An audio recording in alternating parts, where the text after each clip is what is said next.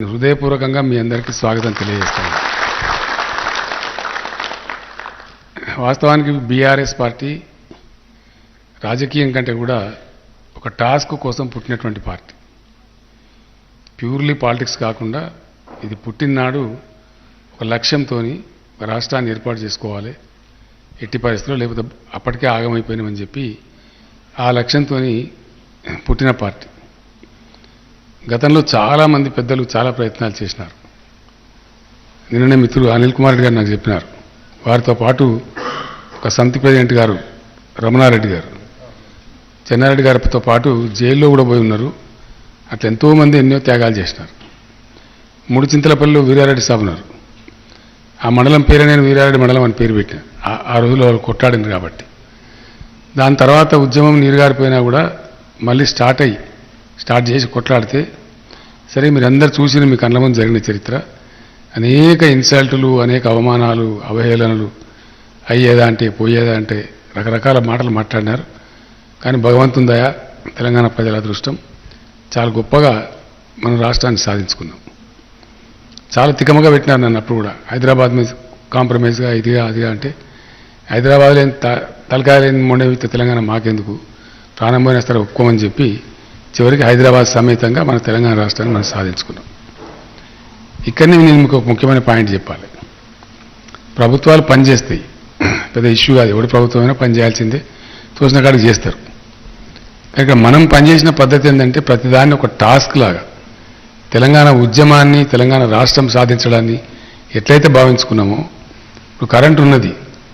నాకన్నా ముందు చాలామంది ముఖ్యమంత్రులు పనిచేసిండ్రు. నాకన్నా ఎత్తున్నోళ్ళు, నాకన్నా దొడుగునోళ్ళు ఎంతోమంది ముఖ్యమంత్రులు అయినరు.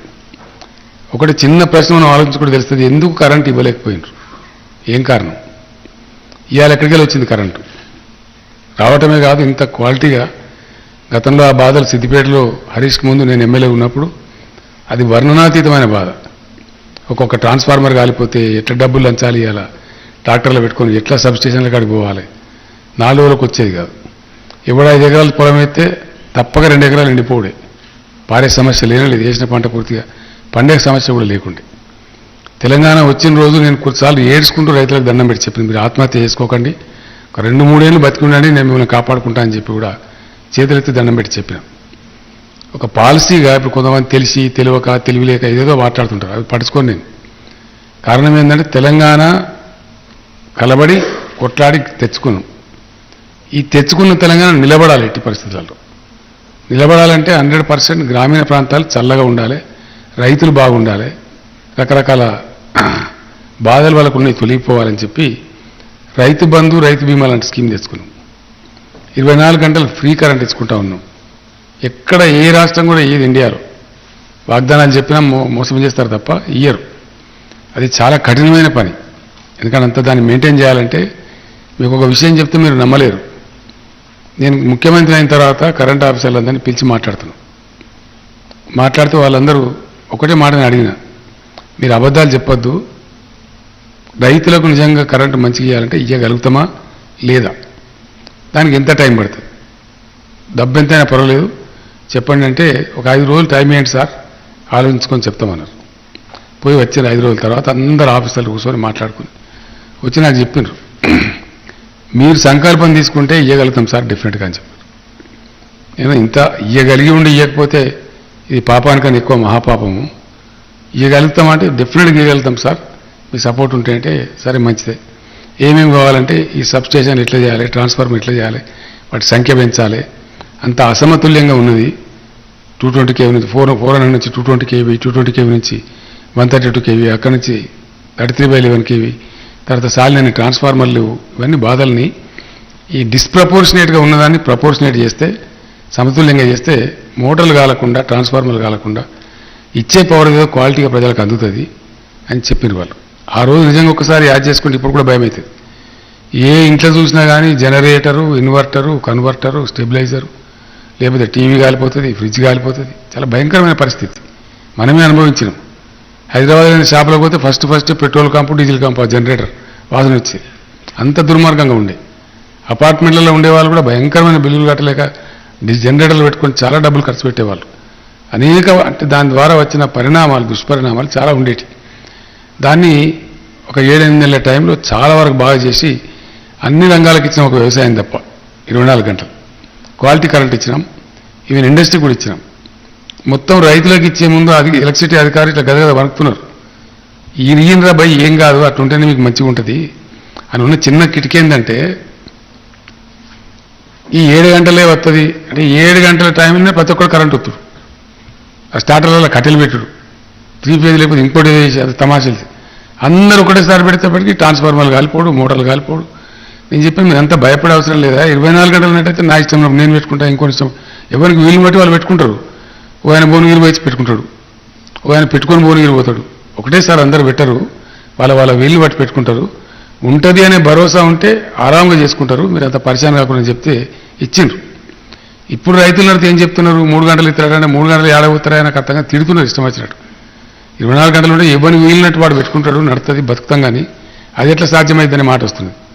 అప్పుడు రైతులు కూడా అన్నారు స్టార్టింగ్లో నాతో ఏమన్నారంటే సార్ 24 గంటలు సాయంత్రం ఉన్న భూగర్భం నీళ్ళు ఎత్తిపోతాయేమో, అది కూడా పరిస్థితి అవుతుందేమో అర్థం కాక దానికి సంబంధించి మనం ఏం చేసినామంటే మిషన్ కాకతీయ చేసుకొని ఆ రోజు కాకతీయ రెడ్డి రాజులు పుణ్యం కట్టుకుని మనకు తవ్విచ్చారు చెరువులు. ఆంధ్రప్రదేశ్లో చాలా ఆగమైపోయినాయి అవి. మళ్ళీ 46,000 చెరువులు మిగిలితే ప్రతి ఒక్క చెరువును కూడా మంచిగా చేసి దాని సామర్థ్యం పెంచుకున్నాం.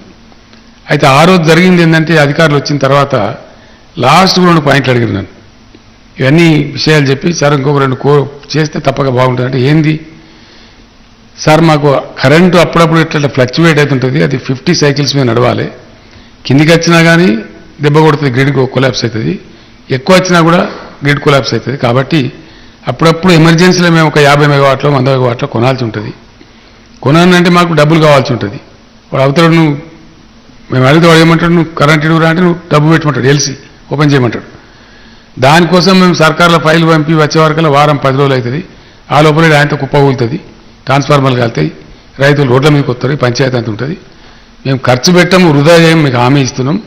ఒక 25 కోట్ల రూపాయలు ఫైల్ పంపకుండా మేము ఖర్చు పెట్టే అనుమతి ఇవ్వండి ఎమర్జెన్సీ సందర్భాలు ఎదుర్కోవడానికి.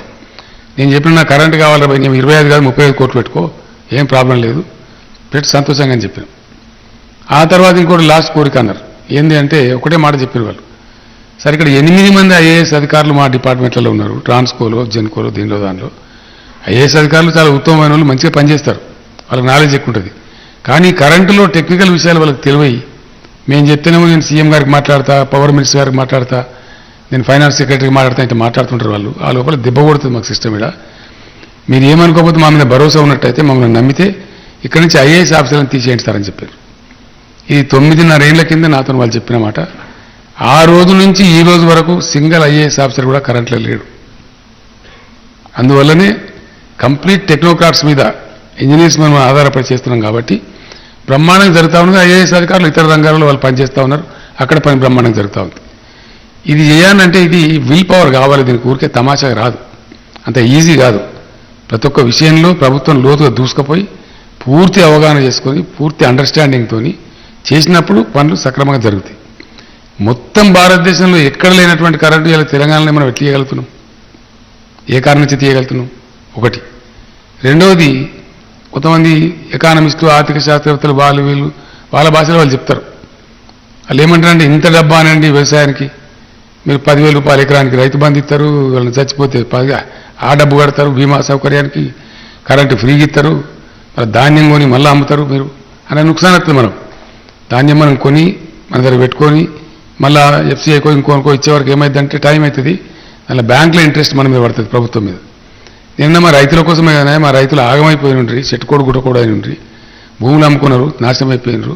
కాబట్టి అది వాళ్ళు కుదురుకునేదాకా గ్రామీణ ప్రాంతాలు వ్యవసాయం మంచిగా కలకలలాడేదాకా ఒక 10-15 ఏళ్ళు ఇది చెయ్యాలి. ఆ తర్వాత నువ్వు ఇవ్వకున్నా పర్వాలేదు, కానీ ఆ విధంగా చెయ్యాలి ఖచ్చితంగా అని చెప్పి అందరు అధికారులకు ప్రతి ఒక్కరికి సంజాయం చేస్తే ఇవాళ తెలంగాణలో వ్యవసాయం తెల్లబడి ఇప్పుడు కొంచెం రైతుల జేబులో డబ్బులు కనబడతాయి, కొంచెం మంచిగా ఉంటుంది.